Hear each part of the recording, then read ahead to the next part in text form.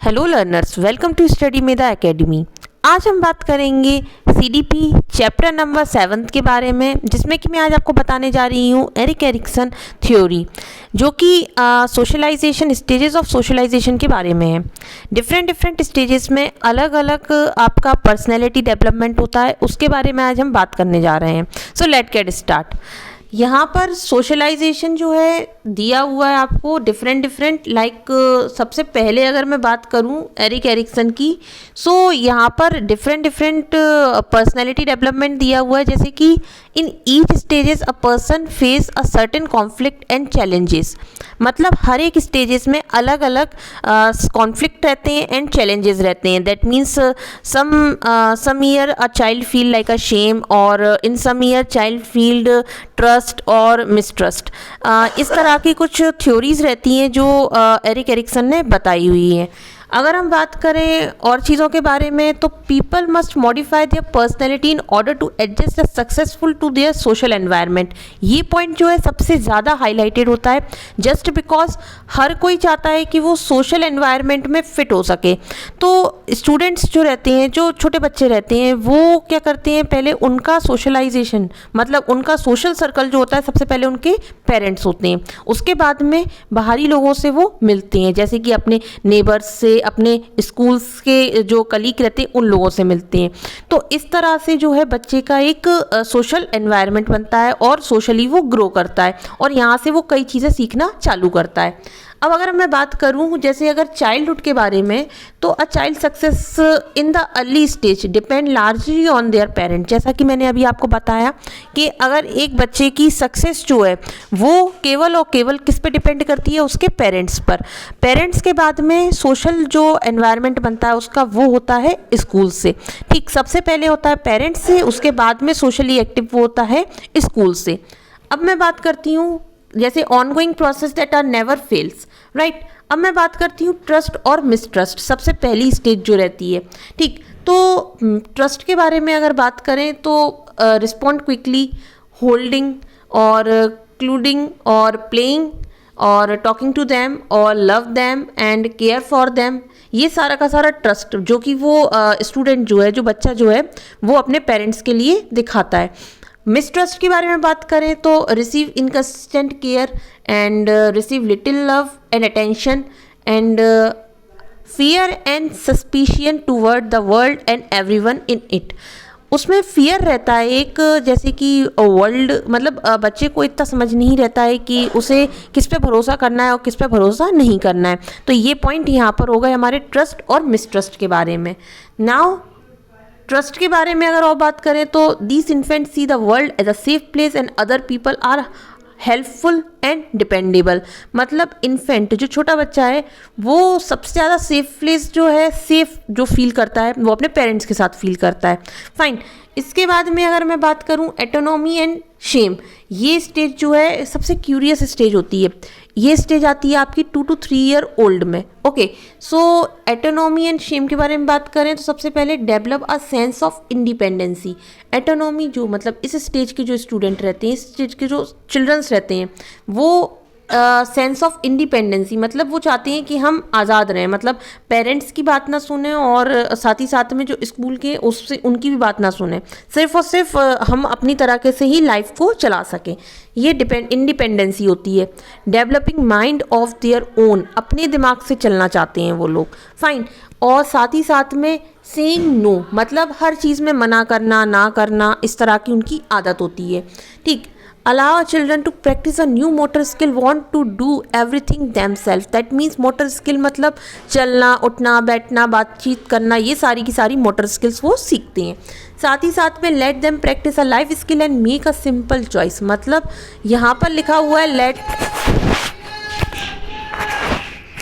let them practice a life skill and make a simple choice, right, and give a sense that they can control their own behavior and their environment। मतलब खुद का sense of behaviour रहता है कि जिससे वो अपनी life को कंट्रोल कर सकें, राइट। ये बिल्डिंग कॉन्फिडेंस, और कॉन्फिडेंस इस तरह से बिल्ड हो जाता है, right. They will look forward to meeting greater challenge, और अगले अगले जो चैलेंजेस होते हैं लाइफ के वो एक्सेप्ट करने के लिए तैयार हो जाते हैं। शेम के बारे में बात करें तो not allowing children to do thing for themselves, मतलब दे फील शाय, लाइक जैसे हम एडल्ट लोग जो रहते हैं वो भी शाय फील करते हैं कभी कभार, तो इस तरह से बच्चों में भी रहता है कि वो शाय फील कर रहे हैं, राइट। उसके बाद में अगर मैं बात करूँ तो डाउट देयर एबिलिटीज़ में मतलब अपने डाउट करना, दैट मीन्स मुझे ये नहीं आता है, मैं तो ये नहीं कर सकता हूँ, इस तरह की कुछ की पॉइंट्स रहते हैं इस स्टेज में, राइट। उसके बाद में always criticising and scolding a child for not being perfect, ठीक, ये सबसे बेकार पॉइंट होता है। Question their worth and their ability control themselves and their world, ये पॉइंट्स भी अच्छे पॉइंट नहीं है। And view themselves and the world in shame and doubt, मतलब हम लोग ये दिखाते हैं बच्चों को, that means the world in a shame and doubt, इस तरह से हमारा दुनिया जो है वो चल रही है। अच्छा, ये जो है गिल्ट, ये अगला स्टेज है हमारा, और 4 to 5 ईयर गिल्ट जो है 5 to 4 ईयर ओल्ड के स्टूडेंट्स में रहता है, चिल्ड्रंस में रहता है। तो अब मैं इसके बारे में बात करती हूँ, जैसे कि सबसे पहले often initiate an activities like spend time imaging what they want to do, they think of way to do those things. पहले सोचने में समय ज़ाया करेंगे, उसके बाद में सोचेंगे कि हमें यही काम करना है, ठीक। उसके बाद में children need to know their ideas, questions and concept matter to other. Children need chance to create a play ideas and put them into a action. Guilt के बारे में बात करें तो parent scold instead of encourage, ये कई जगह होता है, जैसे कि पेरेंट्स जो हैं बच्चों की कई बात से सहमत नहीं होते हैं, एंड यहाँ पर क्या स्कोल्ड करते हैं वो बच्चों को, और साथ ही साथ में इनकरेज नहीं करते हैं, बल्कि बात सही होती है। Children play idea are not pesticide, that means जो बच्चों के आइडियाज़ हैं उन्हें इनकरेज नहीं किया जाता है। And belittle and ridicule children, punishing a children for acting on their ideas, not encouragement to think and be creative. Parents convey to children that their ideas are not valuable and worthwhile. The children will feel less confident. यही सारे factor हैं जिससे कि बच्चा जो है guilt feel करता है और साथ ही साथ उसका कॉन्फिडेंस लेवल जो है वो डिसमिस हो जाता है।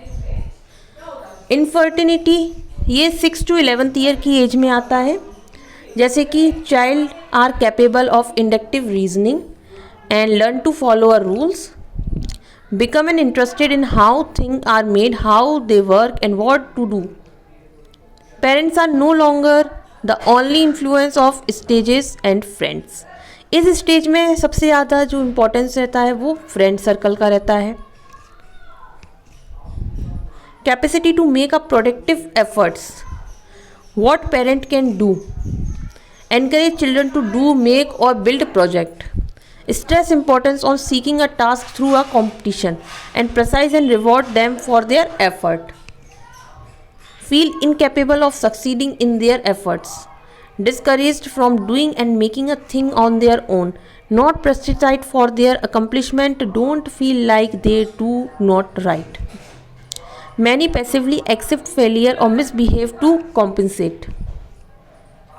ये पूरा का पूरा वीडियो जो था आज का स्टेज ऑफ सोशलाइजेशन जो कि एरिक एरिक्सन ने दिया हुआ है। अगर आपको मेरा ये वीडियो पसंद आया है तो don't forget to like my video and subscribe my channel. अगर आप अगले वीडियो भी देखना चाहते हैं तो प्लीज़ वीडियो को मेरे चैनल को सब्सक्राइब करें। Thank you.